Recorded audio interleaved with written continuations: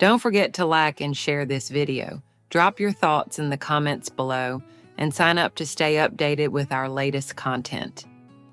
It was just another quiet Thursday evening until the doorbell rang. I wasn't expecting anyone. Living alone had become my normal, and surprises didn't come often until Daniel, my quiet neighbor, appeared with a small box and a message that would change everything. Inside was a delicate bracelet, a mysterious key, and a note that opened more than just curiosity. It opened a part of my heart I thought I had closed forever. What could a simple gift from a near stranger really mean? I had no idea that one quiet gesture could unlock a story I didn't even know I was living. I'd grown used to the quiet. Evenings passed slowly in my little home, filled with the soft ticking of the clock, the creak of old floorboards, and the distant hum of life beyond my walls. It had been years since my husband passed, and though the initial silence was deafening, over time, I found comfort in the stillness. My son had his own life now, busy, distant, and understandably absorbed in his own responsibilities. I didn't blame him. That's just how life unfolds. People drift, time passes, and we adapt. Most evenings were a ritual, tea or wine, sometimes both, and a good book, the kind of peace that feels earned, the kind that also hides a quiet loneliness too familiar to even name. That Thursday evening started no differently. The sun was setting, casting long shadows through the branches of the old oak tree outside my kitchen window. The golden light bathed the room in a soft amber glow. I remember thinking how beautiful it all looked, how peaceful it felt, and then the doorbell rang. I wasn't expecting anyone. Cautiously, I walked to the door and peeked through the peephole. It was Daniel, my neighbor from across the street. We had never shared more than polite greetings, casual nods, maybe a brief chat while collecting the mail. He was quiet, well-mannered, and often kept to himself. He stood there, holding a small box wrapped with a green ribbon. I hesitated. Why would he be here? When I opened the door, he smiled and offered the box to me. "Something I thought you might like," he said gently. "A gift from my neighbor?" There was a quiet intensity behind his words, something unspoken yet deliberate. My heart picked up speed, and in that moment, the world around me, so familiar and safe, began to shift just slightly. I didn't know it yet, but that small box would open much more than a simple conversation. It would unlock a part of my past, and perhaps the possibility of a very different future. I stood in the kitchen, the box resting on the counter like a question I hadn't yet asked. The green ribbon slipped off with ease, almost too easily, as if this moment had been waiting to happen. I lifted the lid slowly, and what I saw inside made me catch my breath. Nestled in soft black velvet was a silver bracelet, delicate, elegant, and clearly chosen with care. Dangling from its center was a small, intricately crafted charm, a key. Not a decorative one, not flashy, but something about it felt meaningful. It wasn't just jewelry, it was a message. Beneath the bracelet lay a folded note. I unfolded the crisp paper with careful fingers, my heart now beating faster than before. Daniel's handwriting was steady, deliberate. There are things we don't say, but sometimes a small key can open a door we never knew was closed. If you're curious, meet me at the old cafe tomorrow at 7 p.m. Daniel, I read it once, then again, and again. My hands trembled slightly as I set the note down. This wasn't just a kind gesture. It wasn't neighborly small talk wrapped in ribbon. This was intentional, personal, and it stirred something in me that had been dormant for a long time. Curiosity, yes, but also a quiet ache I hadn't let myself feel in years. I stared at the bracelet. The silver charm seemed to shimmer in the fading light, as if it, too, was waiting. It wasn't about what the key might open, literally. It was what it meant. Was Daniel trying to tell me something? Something he hadn't had the words for all these years? I didn't know what I would find at that cafe. I didn't know what I hoped to find. But I did know one thing. Something inside me had already started to unlock. And whatever this was, I couldn't ignore it. Not anymore. The next evening, just before 7, I stood in front of the old cafe Daniel had mentioned. My heart fluttered like it hadn't in years. The street was quiet, the sky blushing with the last light of day. I hesitated at the door, clutching my coat tighter around me, the bracelet snug on my wrist. The tiny silver key brushed against my skin like a whisper. The familiar chime of the cafe door greeted me as I stepped inside. It smelled of warm pastries and coffee, and the wooden floors creaked with the weight of time.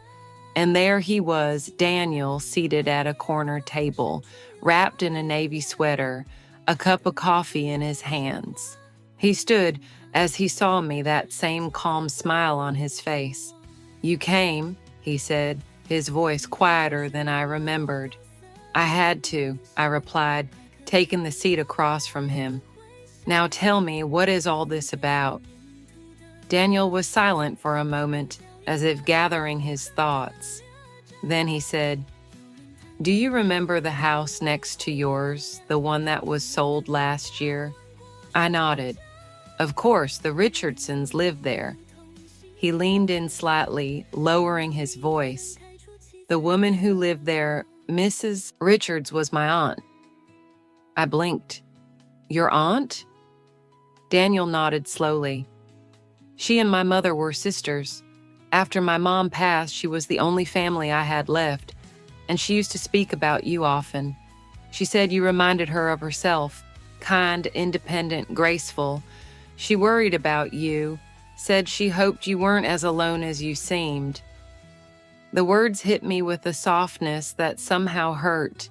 Mrs. Richards had always been sweet, but I never imagined I'd made such an impression. Daniel continued, "Before she passed, she asked me to look out for you, not to interfere, but just to be there if you ever needed someone."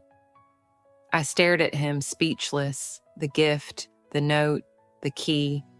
It all began to make sense. This wasn't random. It was a quiet promise, years in the making. And suddenly, I didn't feel so invisible anymore. I sat there, stunned, the quiet hum of the cafe fading into the background as Daniel's words settled over me. For so long, I had moved through life assuming no one was really watching, not in a protective way, not in a way that saw me. And now, here he was telling me that someone had been all along. My fingers instinctively touched the bracelet. The charm, a tiny ornate key, caught the light and shimmered faintly. "The key," I murmured, looking up at Daniel. "What does it open?" He smiled softly, his gaze gentle. "It doesn't open anything physical," he said. "It's a symbol. My aunt believed that everyone keeps doors locked inside them, doors to feelings, memories, even parts of themselves they've forgotten. She used to say that sometimes the right person doesn't come to force the door open. They simply offer the key." Something inside me stirred. I had locked so many parts of myself away over the years, grief, vulnerability, even hope.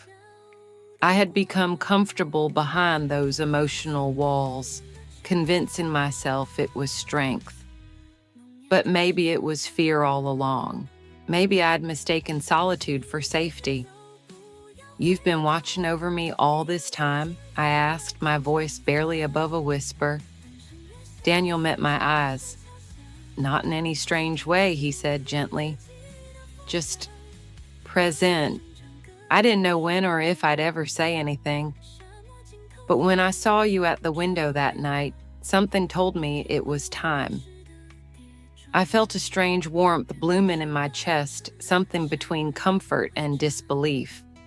All this time, I thought I was alone. But I hadn't been, not really. Daniel had been quietly waiting, not pushing, not demanding, just waiting for me to be ready. And now, maybe I was.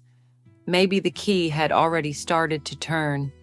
That night, after I returned home, I placed the bracelet gently on my nightstand. The soft silver glinted beneath the lamplight, the tiny key resting as if it had always belonged there. I sat on the edge of my bed, the conversation with Daniel echoing through my mind. How could something so simple, one quiet visit, one thoughtful gift, stir so much inside me? For years, I had worn my independence like armor. I told myself I didn't need anyone, that solitude was strength. And in many ways, it was. I'd survived grief, change, and loneliness with grace. But I had also built walls so high that even kindness struggled to get through. Daniel hadn't tried to break down those walls. He had simply handed me a key and waited. I thought of his words, of his aunt watching from the window once, quietly understanding the woman I had become. It made me wonder, how many times had I missed the quiet presence of someone who cared, because I was too focused on standing alone? The next morning, I wrapped the bracelet around my wrist again. It felt less like a gift now and more like a promise, one I could finally accept. For the first time in a long time, I didn't feel burdened by my emotions. I felt grounded by them. Later that day, I called Daniel. My voice was calm. "Sure. Would you like to take a walk this evening?" I asked. His answer came with warmth. "I'd like that." As the sun set, we walked slowly side by side. We didn't speak much at first, and we didn't need to.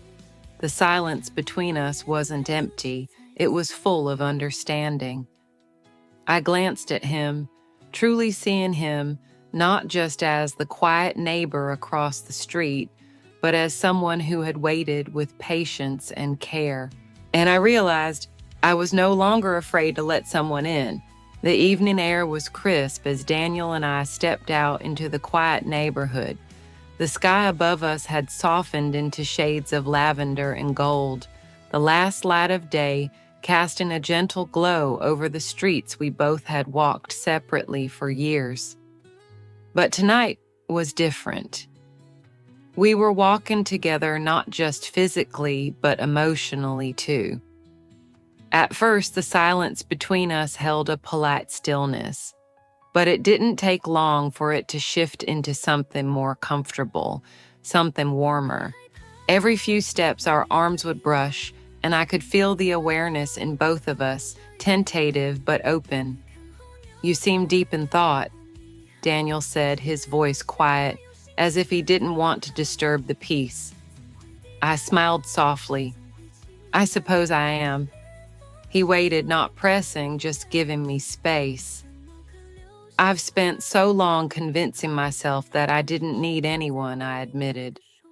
"That it was easier to keep to myself than to risk feeling something, depending on someone." Daniel nodded slowly, his gaze forward but attentive. "I understand. We build walls sometimes not because we don't want connection, but because we're afraid we'll lose it." His words settled over me gently, not like a lecture, but like understanding. I turned to him. "What about you? Have you always been this patient?" He laughed quietly, a genuine sound that made my heart lift. "Not always. Life teaches you things, especially when you're paying attention." We reached a small park near my street, the one I used to visit in my early days of grieving.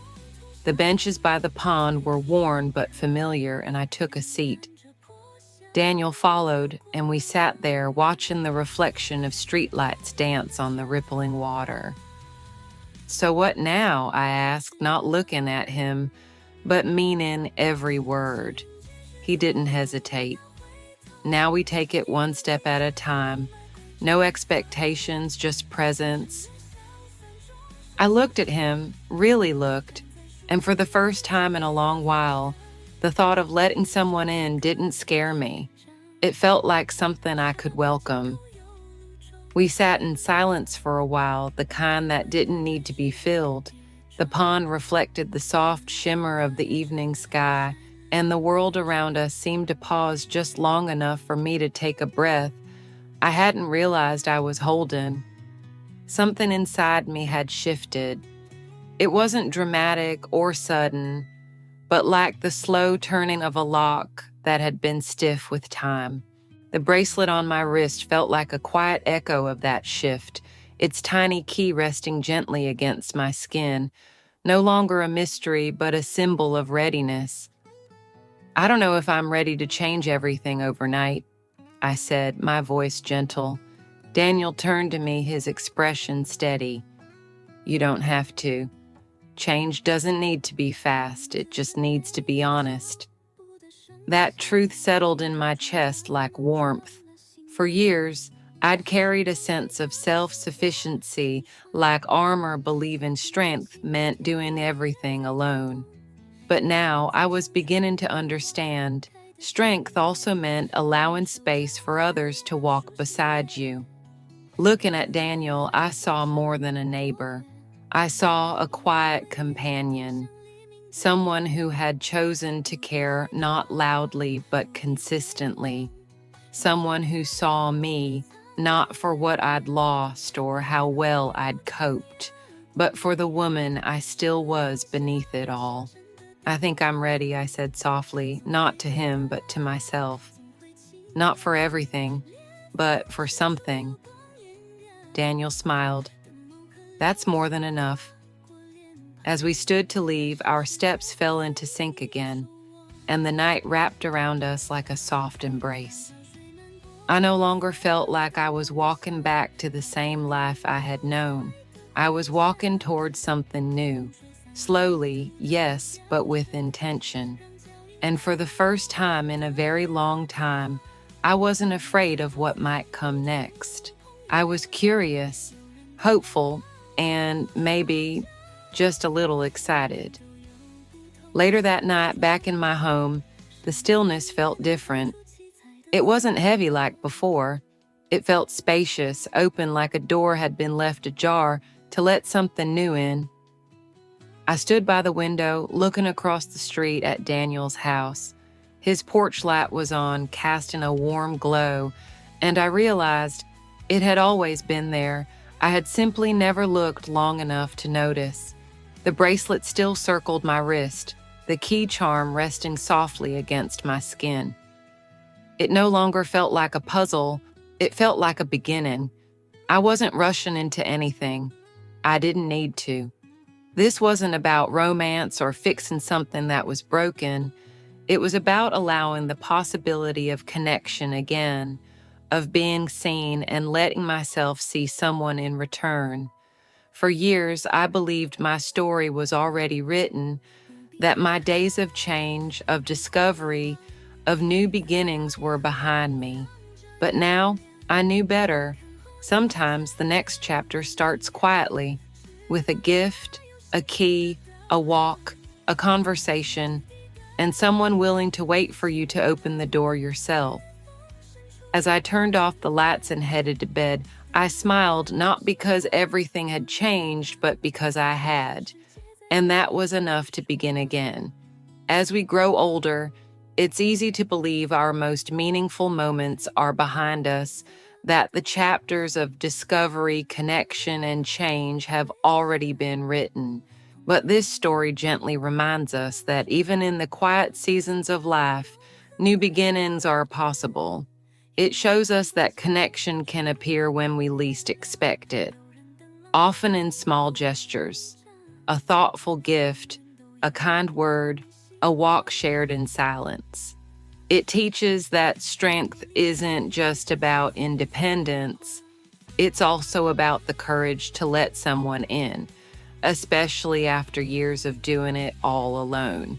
The symbolic key in this story reflects something many seniors can relate to: the emotional doors we keep locked, sometimes out of habit, sometimes out of fear. But healing, companionship, and joy can enter when we choose to open those doors even just a little. For anyone who has felt invisible, isolated, or unsure whether love and connection still have a place in their life, this story reminds us it is never too late to be seen, to feel something real, or to begin again. Sometimes the quietest invitations hold the greatest power to change our lives. Thank you for joining us today. We'd love to hear from you. Please share in the comments one insight you gained and how you plan to apply it in your life. Your feedback is invaluable and keeps us motivated. If you found this video helpful, don't forget to like, subscribe, and share. Your support enables us to continue creating content that informs and inspires. Thank you for watching, and we look forward to seeing you in the next video.